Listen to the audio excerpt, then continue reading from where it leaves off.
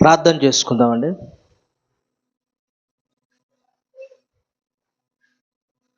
మా మిక్కిలిగా ప్రేమించిన మా కన్న తండ్రి, దయగల నాయన, కృపగల దేవ, ఆదివారం ఆరాధనలో తండ్రి మిమ్మల్ని ఆరాధించడానికి మీరు ఇచ్చిన చక్కటి అవకాశముకై వందనములు నాయన. మా ఆత్మీయ జీవితానికి కావలసిన కొన్ని సంగతులను లేఖనాలను ఆలోచిస్తుండగా, పరిశీలిస్తుండగా తోడుగా ఉండమని మీ కుమారుడు మా రక్షకుడైన యేసుక్రీస్తు నామములో ప్రార్థన అడుగుచున్నాం తండ్రి, ఆమెన్. చేరువచ్చిన సంఘం అంతటికి ప్రభుపేట శుభములు తెలియజేసుకుంటున్నాను. ప్రియులరా, ఈ వారం మనం ఆలోచించబోయే మన ఆత్మీయ జీవితానికి కావలసిన ప్రాముఖ్యమైన పాఠము, అవసరమైన పాఠము, పాఠం పేరు వచ్చి క్రైస్తవుడు దేనిలో వర్ధిల్లాలి. క్రైస్తవుడు దేనిలో వర్ధిల్లాలి. ఈరోజు మనం లోకాన్ని చూడగలిగితే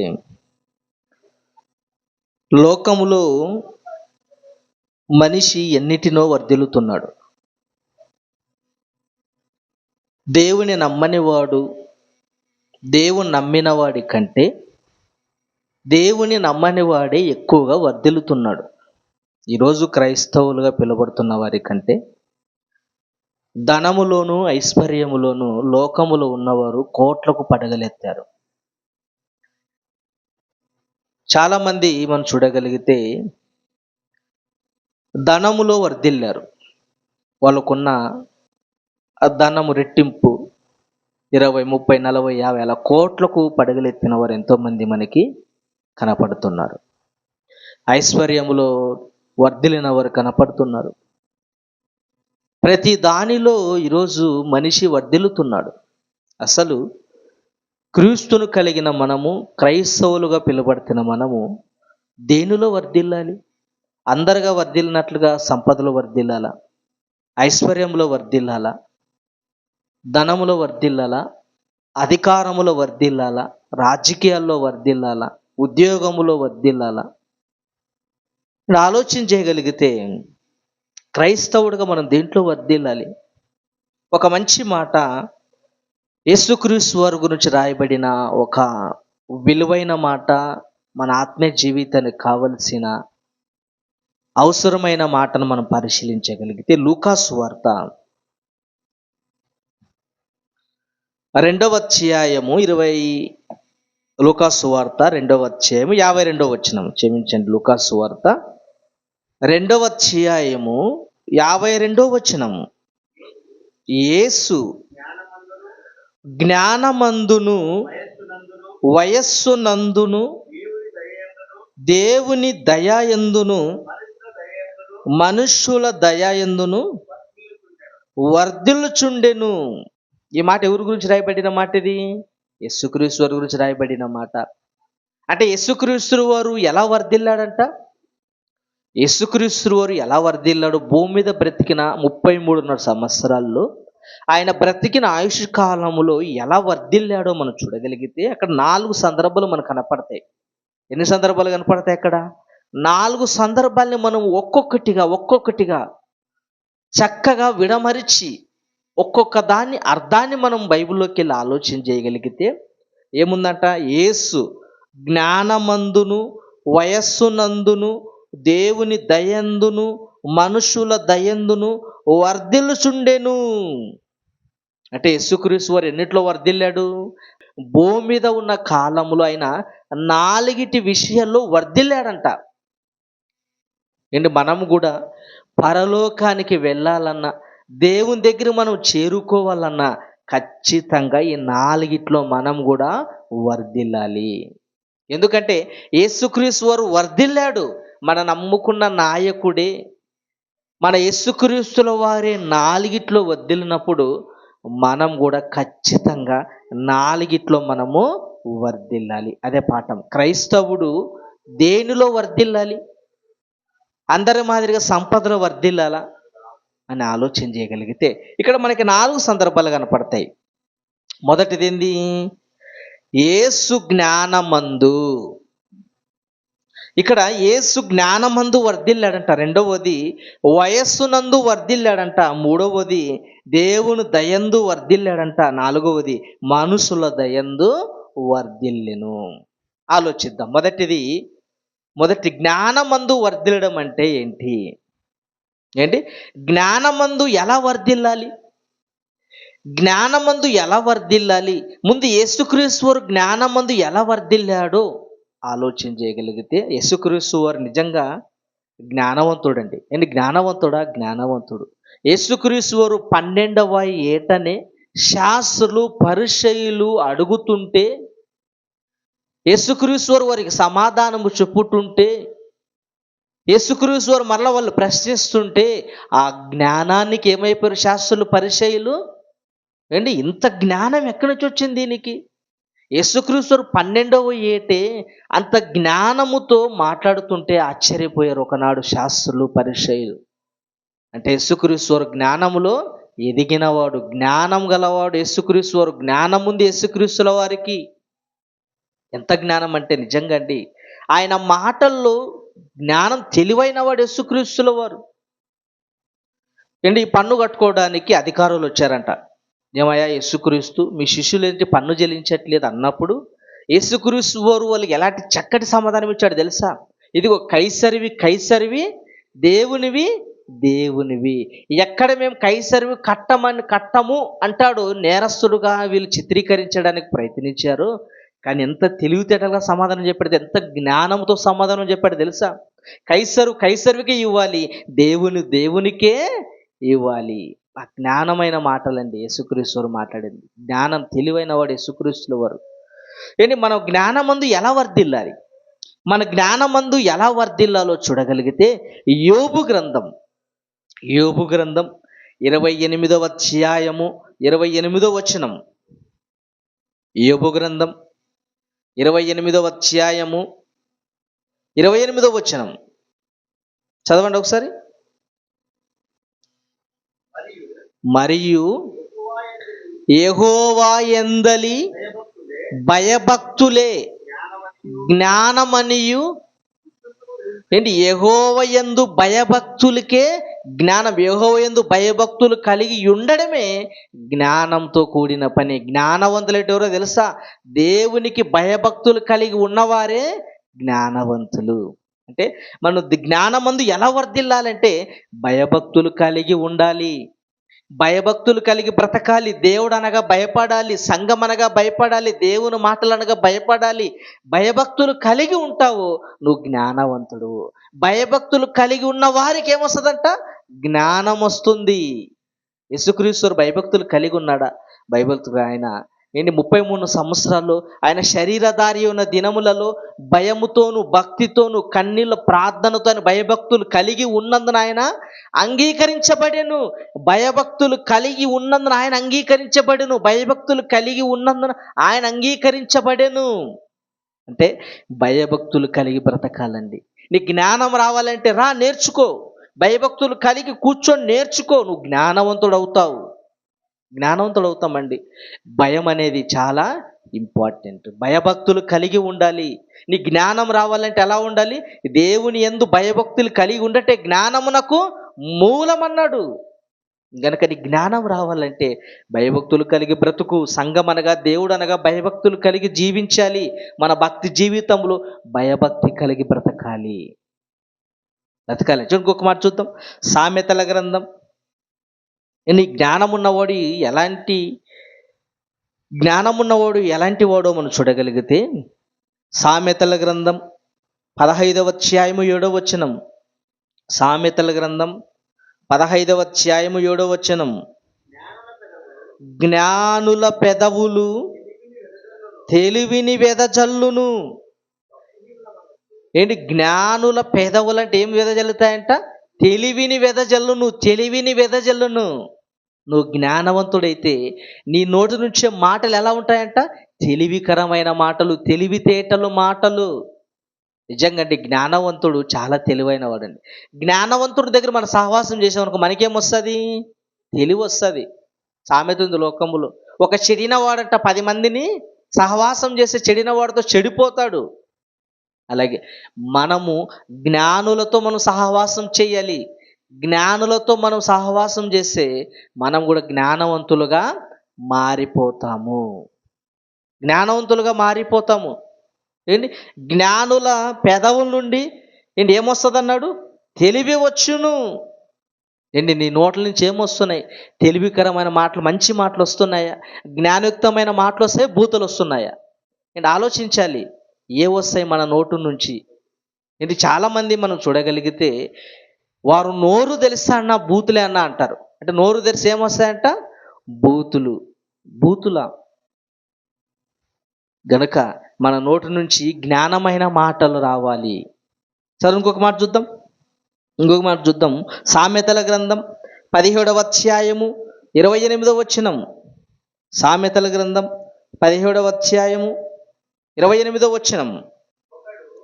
ఒకడు మూరుడైనను మౌనముగా ఉండిన ఎడల జ్ఞాని అని ఎంచబడును.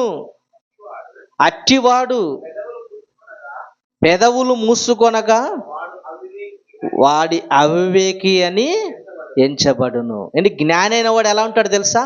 మౌనంగా ఉంటాడు. ఎప్పుడు సమాధానం ఇవ్వాలి అప్పుడే సమాధానం ఇస్తాడు తప్ప నోరు తెరిచి లొడలొడ వాగాడు జ్ఞాని అయిన వాడు. ఏంటి, లొడలొడ వాగేవాడు ఎవడు? అజ్ఞాని. చాలామంది చూస్తుంటాం, వీడండి నోరు తెలిస్తే లొడలొడ వాగుతూనే ఉంటాడండి అంటారు. అంటే జ్ఞాని అయిన వాడు ఎలా ఉండాలి? ఎదుటివాడు మనం మాట్లాడుతుంటే నువ్వు నాది అయిపోయినాక నువ్వు మాట్లాడు, లిజన్ మీ ఫస్ట్ నాది అయిపోయిన తర్వాత నువ్వు మాట్లాడు అంటారు. ఏంటి, జ్ఞాని అయిన వాడు మౌనంగా ఉంటాడు. ఎప్పుడు ఆయనకు అవకాశం వస్తే అప్పుడే మాట్లాడతాడు తప్ప లొడలొడ వాగేవాడు కాదు. యేసుక్రీస్తు వారు మనం చూడగలిగితే పిలాతు దగ్గరికి ఆయన తీసుకువెళ్ళినప్పుడు ఆయన అడుగుతున్నాడు, ఏమైనా నేను విడుదల చేయమంటావా, ప్రజలందరినీ శిక్షించమంటారు అన్నప్పుడు యేసుక్రీస్తు వారు ఏమన్నాడు? మౌనంగా ఉన్నాడు. మౌనంగా ఉన్నాడు. ఆయన మాట్లాడితే ఈ శిక్షను తప్పించుకుంటాడా? తప్పించుకోలేడా? ఒక ఒక వ్యభిచారం మందు పట్టబడిన స్త్రీనే విడిపించిన ఆయన విడిపించుకోలేడా? విడిపించుకోగలడు. చట్టం నుండి విడిపించుకోగలడు. కానీ ఆయన మౌనంగా ఉన్నాడు. ఎందుకో తెలుసా? మౌనంగా ఉండవలసిన అవసరం అక్కడ ఉంది. అది జ్ఞానమైన తెలివైన వాడు చేసే పని. కనుక ఆయన మౌనంగా ఉంటేనే సిలువకు వెళ్ళగలడు. మౌనంగా ఉంటేనే మన కొరకు రక్తాన్ని కాల్చగలడు. కనుక జ్ఞాని అయిన వాడు ఎలా ఉంటాడంట? మౌనంగా ఉండును. చూడండి, ఇంకొక మాట చూద్దాం. సామెతల గ్రంథం 10వ అధ్యాయం 1వ వచనం. సామెతల గ్రంథం 10వ అధ్యాయము 1వ వచనం. జ్ఞానము గల కుమారుడు తండ్రిని సంతోషపరుచును, బుద్ధి లేని కుమారులు తన తల్లికి దుఃఖము తెచ్చును. ఇంటి జ్ఞానం గలవాడంటే ఏం చేస్తాడంట? తండ్రిని సంతోషపరుస్తాడు. నువ్వు జ్ఞానం గలవాడువా? నువ్వు దేవుని మాటలు నేర్చుకొని జ్ఞానం పొందిన వాడవా? ఇంట్లో ఉన్న వాళ్ళని సంతోషపరుస్తావు, పరమందున్న దేవుని కూడా నీవు సంతోషపరుస్తావు. నీ జ్ఞానం లేని వాడైతే తల్లిదండ్రులు అవమాన పాలవుతారు. నిన్ను నమ్మి దేవుడు బ్రతుకునిస్తే దేవుని కూడా కన్నీళ్ళ నీవు మిగిలిచిన వాడవుతావు. గనక జ్ఞానమందు వర్ధిల్లడం అంటే ఏంటి? జ్ఞానమందు నువ్వు వర్ధిల్లడం అంటే సంఘానికి రావాలి, దేవుని మాటలు నేర్చుకోవాలి, భయభక్తులు కలిగి నువ్వు జీవించాలి. అప్పుడే నీకేమొస్తుంది? జ్ఞానం వస్తుంది. ఇప్పుడు ఎన్ని ఆలోచించాం మనము? ఒకటి ఆలోచించా. జ్ఞానమందు వర్ధిల్లడం అంటే ఏంటి? ఇప్పుడు రెండవది వయస్సు యందు వర్ధిల్లడం అంటే ఏంటి?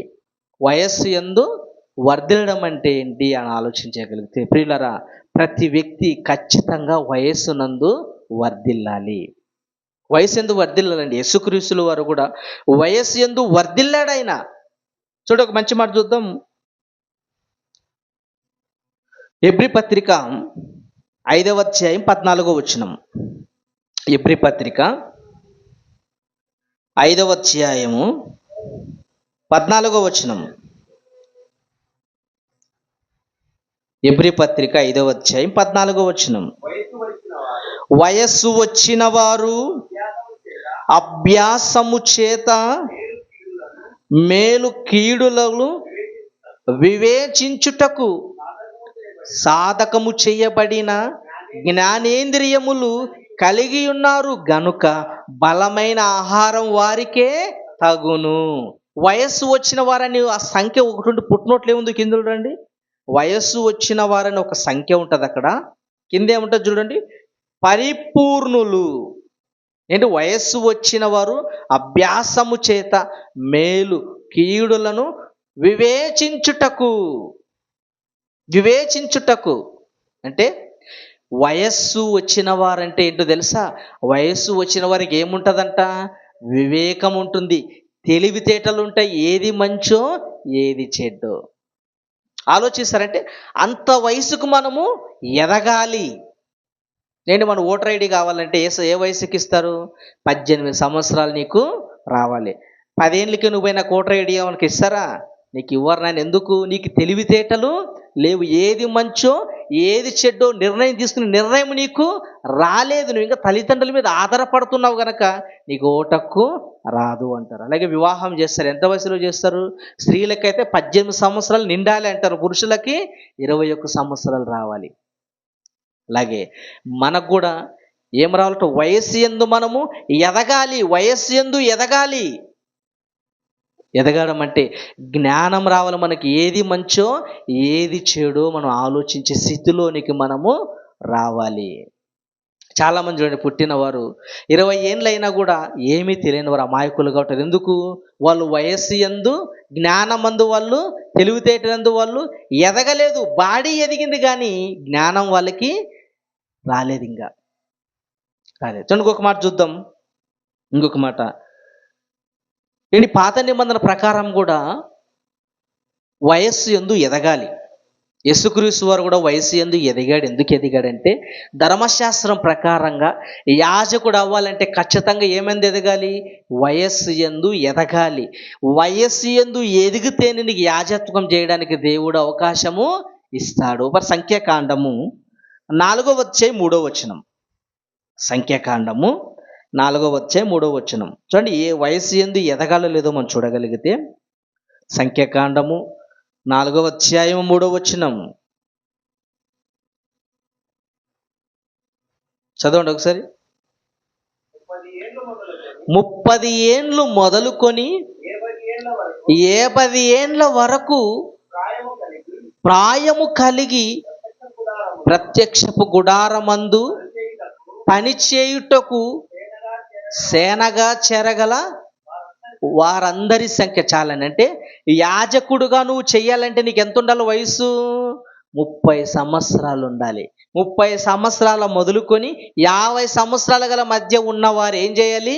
యాజకత్వం జరిగించాలి. పాత నిబంధన ధర్మశాస్త్ర ప్రకారంగా నువ్వు యాజకుడుగా అవ్వాలన్న పరిచర్య చేయాలంటే నీకు వయసు ఎంత ఉండాలి? 30 ఏళ్ళు ఉండాలి. అందుకే యేసుక్రీస్తు వారు ఏంటి నజరేతులో ఎదిగాడు. ఎక్కడ ఎదిగాడన్నా? పుట్టినది మొదలుకొని 30వ సంవత్సరం వచ్చేంత వరకు వయస్సు యందు ఆయన నజరేతులో ఎదిగాడు. అందుకే ఆయన సువార్త ఎప్పుడు ప్రారంభించాడు?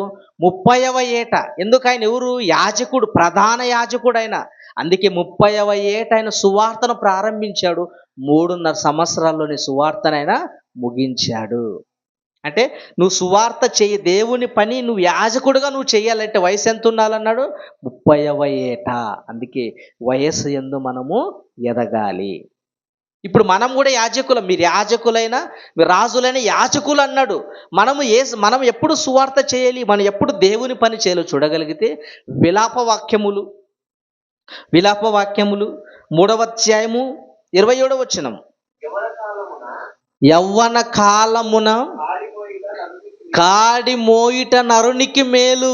యవ్వన కాలమున ఏం మోయాలంట? కాడి మోయాలి.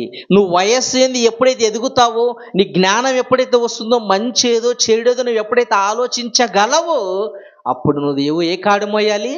దేవుని కాడి మోయాలి. ఏంటి కాడి అంటే ఎద్దుల బండి కాడి కాదు, దేవుని పని అని అర్థం. అక్కడ దేవుని సువార్త భారాన్ని నువ్వు మోయాలి. దేవుని గురించి 10 మందికి తెలియజేసే పనిని నువ్వు మోయాలి. ఎప్పుడు మోయాలన్నాడు? మనము యవ్వన కాలం అందంటే నీకు వయసు ఎప్పుడైతే వస్తుందో, నీ జ్ఞానేంద్రియాలు ఎప్పుడైతే డెవలప్మెంట్ అవుతాయో, ఏది మంచో ఏది చెడ్డ నువ్వు ఎప్పుడైతే ఆలోచించగలవో అప్పుడు దేవుని పని నీవు చెయ్యాలి. గనక వయస్సు యందు వర్ధిల్లడం అంటే. ఈరోజు చూడండి ఎంతోమంది 20 ఏళ్ళు 30 ఏళ్ళు చెట్టు ఎదిగినట్లు ఎదిగింటాడు, కానీ దేని పనికి రాడు. కనీసం ఇంట్లో తల్లిదండ్రులు కుటుంబానికి కూడా ఈరోజు ఉపయోగపడాడు, గాడి ఎదిగింటాడు. కానీ వయస్సు వచ్చిందా, బాధ్యతలు తెచ్చుకోవాలి, వయస్సు వచ్చిందా, కుటుంబ బాధ్యతలు నెరవేర్చాలి, వయస్సు వచ్చిందా, అంతకంటే ముఖ్యంగా దేవుని కాడిని నువ్వు మొయ్యాలి. దేవుని పని, నా ద్వారా దేవుని పని ఏముంది, నేనేం దేవుని పని చెయ్యాలి, సహకరించాలా సహకరించు, సువార్త ప్రకటించాలా ప్రకటించు. నీకు దేవుని కాడి ఏదైతే నువ్వు మొయ్యగలవో వాటిని నువ్వు ఖచ్చితంగా చేయాలి. గనక వయస్సు యందు వర్ధిల్లడం. ఇప్పుడు ఎన్ని ఆలోచించాం మనము? 2 ఆలోచించాం. జ్ఞానమందు ఎలా వర్ధిల్లాలి, వయస్సు యందు ఎలా వర్ధిల్లాలి. ఇక 3వ దాని గురించి ఆలోచన చేయగలిగితే, 3వది ఏముంది? దేవుని దయందు వర్ధిల్లడం అంటే ఏంటి? దేవుని దయందు ఎలా వర్ధిల్లాలి? దేవుని దయ మనకు ఉండాలండి. చాలామంది నాకు దేవుని దయ అవసరం లేదంటారు. ఖచ్చితంగా దేవుని దయ మనిషికి అవసరం. ఎందుకంటే మనం బ్రతకాలన్నా, ఒక ముద్ద అన్నం నోట్లోనికి వెళ్ళాలన్నా ఎవరి దయ ఉండాలి? దేవుని దయ ఉండాలండి. అంతెందుకు, తల్లి గర్భంలో ఈ అవయవాలన్నీ మనకు చక్కగా రావాలంటే ఎవరి దయ అది? దేవుని దయ. డాక్టర్ ఏమైనా చేయగలడా? తల్లి ఏమైనా చేయగలదా? తండ్రి ఏమైనా చేయగలడు? ఎవరు ఏమి చేయలేరు. ఖచ్చితంగా మంచి అవయవాలతో మనం బయటికి రావాలంటే, ఖచ్చితంగా మంచి ఆరోగ్యంతో బయట రావాలంటే ఎవరి దయ అవసరము? దేవుని దయ అవసరము. అలాగే ఈ భూమి మీద నుంచి మనం పరలోకానికి వెళ్ళాలంటే ఎవరి దయ అవసరం మనకి? దేవుని దయ అవసరం. పరలోకం ఎవరో పలానా ఎల్లయ్య పుల్లయ్య ఎవడు ఇవ్వడు మనకి. ఎవరు ఇవ్వాలి పరలోకాన్ని? దేవుడు ఇవ్వాలి. దేవుడు ఇవ్వాలంటే నువ్వు దేవుని దయను నీవు సంపాదించుకోవాలి. దేవుని దయ నీకు రావాలి. బలనమ్మకమైన దాసుడా, బలనమ్మకమైన దాసుడా, దయ చూపాలి. దయ చూపేవాడిగా నువ్వు నీ బ్రతుకును మార్చుకోవాలి. దేవుని దయ మనకు అవసరం అండి. చూడ, ఒక మంచి మాట చూద్దాం. ఒక మంచి మాట లూకాసు వార్త 2వ అధ్యాయము 40వ వచనం. లూకాసు వార్త 2వ అధ్యాయము 40వ వచనం.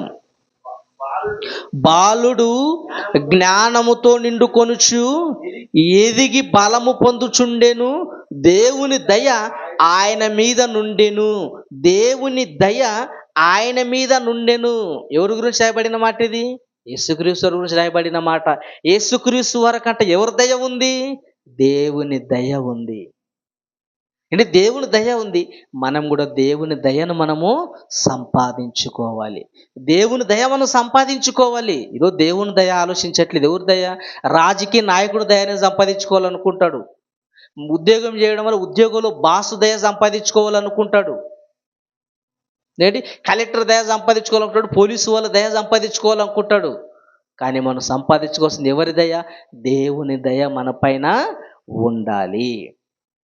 దేవుని దయ మన పైన ఉండాలండి. ఉండాలి. చూడండి, ఒక మాట చూద్దాం. సమూయేలు మొదటి గ్రంథం 2వ అధ్యాయము 26వ వచనం. సమూయేలు మొదటి గ్రంథం 2వ అధ్యాయము 26వ వచనం.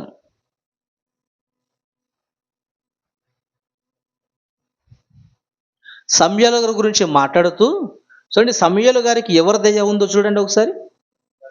2వ అధ్యాయం 26వ వచనం. బాలుడగు సమూయేలు ఇంకనూ ఎదుగుచు యెహోవా దయందును మనుషుల దయందును వర్ధిల్లుచుండెను. సమూయేలు గారు ఎలా వర్ధిల్లాడంట? దేవుని దయందు వర్ధిల్లాడంట, మనుషుల దయందు వర్ధిల్లాడు. అంటే సమూయేలు గారు ఏ దయ ఉంది? దేవుని దయ ఉంది. మనకుందా దేవుని దయ? మన కుటుంబం పైన దేవుని దయ ఉందా? నా పైన దేవుని దయ ఉందా? ఆలోచించండి ఒకసారి. మన కుటుంబం పైన దేవుని దయ ఉండాలంటే దేవునికి అనుకూలంగా మనము బ్రతకాలి. దేవునికి ఇష్టంగా మనం బ్రతకాలి. దేవుడు మెచ్చుకునేవాడిగా మనం బ్రతకాలి. ప్రియులరా, అయితే ఎలాంటి వారిపైన దేవుని దయ ఉంటుంది? దేవుని దయ మన పైన ఉండాలని మనకు అర్థమైపోయింది కదా. అయితే ఎలాంటి వారిపైన దేవుని దయ ఉంటుందో మనం చూడగలిగితే, సామెతల గ్రంథం 3వ అధ్యాయము 34వ వచనం. సామెతల గ్రంథం 3వ అధ్యాయం 34వ వచనం. చూడు ఒకసారి. సామెతల గ్రంథం 3వ అధ్యాయము 34వ వచనం. అపహాసకులను ఆయన అపహసించుచు దీనుల ఎదుట ఆయన దయచూపును. చూడండి, దీనుల ఎదుట ఆయన దయచూపును.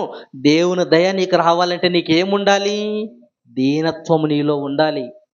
దీనత్వం ఉండాలి. నువ్వు దీనుడుగా కనపడాలి దేవునికి. నువ్వు ఎప్పుడైతే దీనుడుగా కనపడతావో దేవుని దయ నీకు వస్తుంది. దీనత్వం గల కుటుంబం అనేది, అయితే నీ కుటుంబం పైన ఎవరు ఉంటారు? దేవుని దయ, దేవుని చూపు నీ కుటుంబం పైన ఉంటుంది.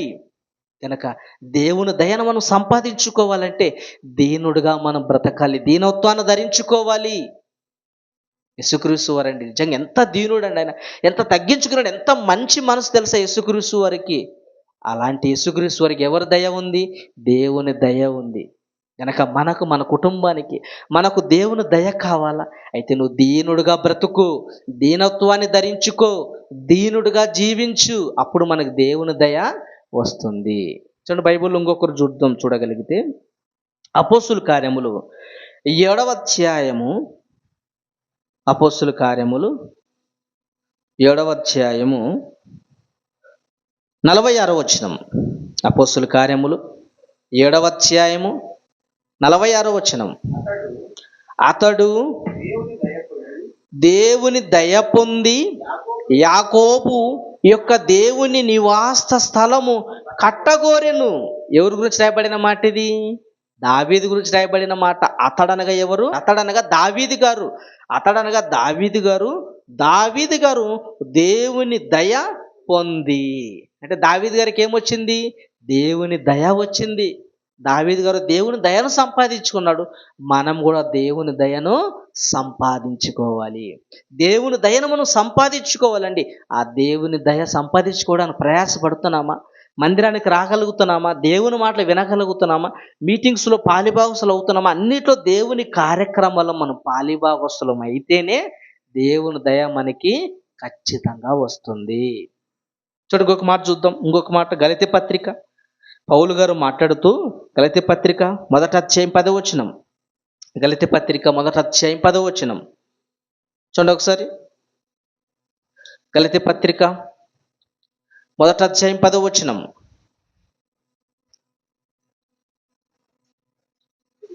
ఒకటి 10. ఇప్పుడు నేను మనుషుల దయను సంపాదించుగోరు చూచుచున్నానా? దేవుని దయను సంపాదించుకొని కోరుచున్నానా? నేను మనుషుల సంతోష పెట్టువాడునైతే నేను దేవుని సంతోష పెట్టలేను. నేను దేవుని సంతోష పెడితేనే నేను దేవుని దయను నేను సంపాదించుకుంటాను. దేవుని పనులు ఆటంకపరిచే వాళ్ళండి, దేవుని సువార్త పనులు ఆటంకపరిచే వాళ్ళు, అలాంటి వారి దయ మనకి అవసరం లేదు. కనుక మనం దేవుని సంతోషపరచాలి. ఈరోజు అండి ఎక్కువగా 99 బోధలని ఏ బోధలు ఉన్నాయి? మనుషులను సంతోషపెట్టే బోధలు ఉన్నాయి తప్ప దేవుని సంతోషపెట్టే బోధలు ఎక్కడ మనకి కనిపించట్లేదు. కనుక మన బోధ దేవుని సంతోషపెట్టే బోధగా ఉండాలి. మన మాటలు దేవునికి ఇష్టమైన మాటలుగా ఉండాలి. మనుషులను సంతోషపెడితే ఏముందండి? మహా అయితే 100-200 ఇచ్చిపోతారు. కానీ దేవుని సంతోష పెడితే పరలోకాన్ని నీ పాదాల దగ్గర అయినా ఉంచుతాడండి. ఈ 60-70 సంవత్సరాల బ్రతుకు కొరకు మనం బోధన మార్చితే మనలాంటి భ్రష్టులు ఎవరే కానీ భూమి మీద లేరు, దౌర్భాగ్యులు ఎవరు ఉండరు. కనుక ఈ చిన్న జీవితం కోసం మన బోధలు మార్చకూడదు. దేవుని సంతోషపెట్టే బోధ మనం చేయాలి. మనిషికి గాయమైనా పర్వాలేదు, ఏదో ఒక రోజు తను తెలుసుకుంటాడు. కనుక పౌలు గారు బాధపడతాడంటే ఏం బాధ తెలుసా? మిమ్మల్ని సంతోష పెడితే ఏంటయ్యా నాకు లాభము? దేవుని సంతోష పెట్టాలి, నేను దేవుని దయ నా పైన రావాలి, దేవుని దయను నేను సంపాదించుకోవాలి. కనుక ఇప్పటి వరకు మనం ఏం ఆలోచించాము? దేవుని దయను ఎలా దేవుని దయలో వర్ధిల్లడం అంటే ఏంటి? ఇక చివరిగా మనం ఇది చూసుకొని ముగించుకుందాం. మనుషుల దయందు వర్ధిల్లడం అంటే ఏంటి? మనుషుల దయందును వర్ధిల్లడం అంటే ఏంటో మనం చూడగలిగితే ప్రియులారా, ఖచ్చితంగా మనకి మనుషుల దయ అనేది కూడా అవసరం. 60-70 సంవత్సరాలు బ్రతికే బ్రతుకులో బ్రతుకుతున్నాగా మనకి మనుషుల దయ అనేది చాలా అవసరం. ఎందుకు అవసరం అంటే నిత్యము మనము మనుషుల మధ్య బ్రతుకుతున్నాం. నిత్యం మనం సహోదరుల మధ్య బ్రతుకుతున్నాం గనక మన బ్రతుకు చక్కగా ఉండాలంటే మనుషుల దయ మనకు కూడా అవసరమే. ఒకసారి మన బైబిల్లో చూడగలిగితే ఎస్తేరు గ్రంథం 2వ అధ్యాయము 15వ వచనం. ఎస్తేరు గ్రంథం 2వ అధ్యాయము 15వ వచనం.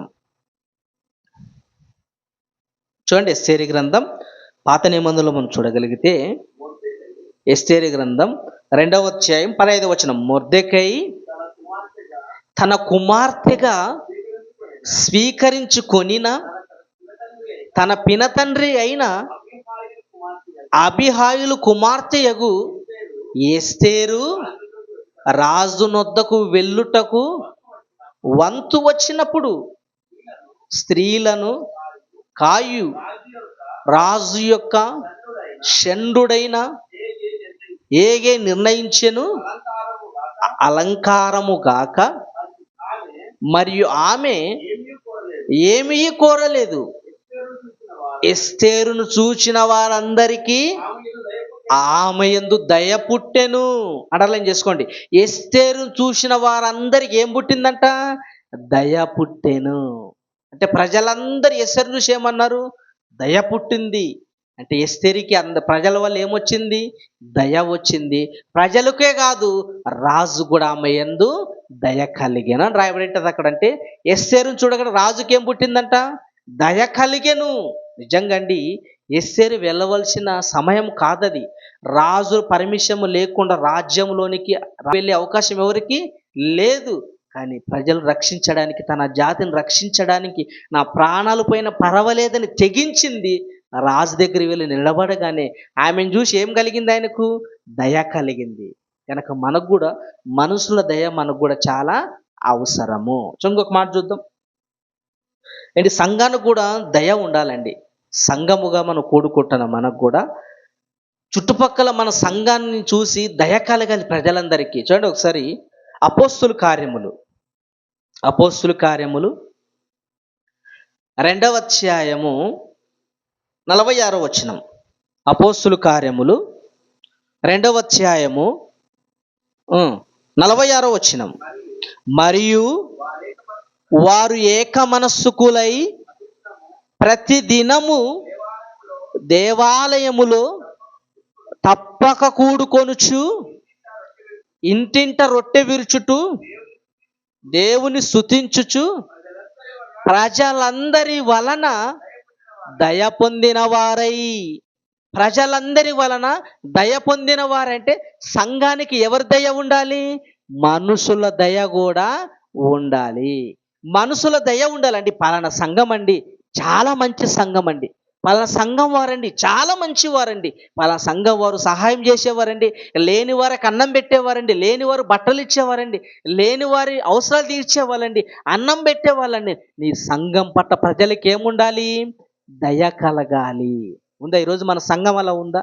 ఈరోజు కొన్ని సంఘాలు వింటుంటే అండి, పలానా సంఘమా, పలానా నాయకుడా, అలాంటి వాడు ఎవడు లేడనే మాటలు వింటున్నాడు. అలాంటి వాడు దుర్మార్గుడు అండి. వాడు కోడిని గుడ్డు మింగేవాడు అంట చెప్తూ ఉంటారు. ఏంటి, కోడిని గుడ్డును మింగేవాడని చెప్తూ ఉంటారు. అలా ఉండకూడదు. మన సంఘము, మనము ఎదుటి వారి పట్ల దయ పొందేవారుగా మనం ఉండాలి. అన్ని జనుల మధ్య మనం జీవిస్తుంటాము, సహోదరుల మధ్య మనం జీవిస్తుంటాము, ఇరుగు పొరుగు వారితో మనం జీవిస్తుంటాము.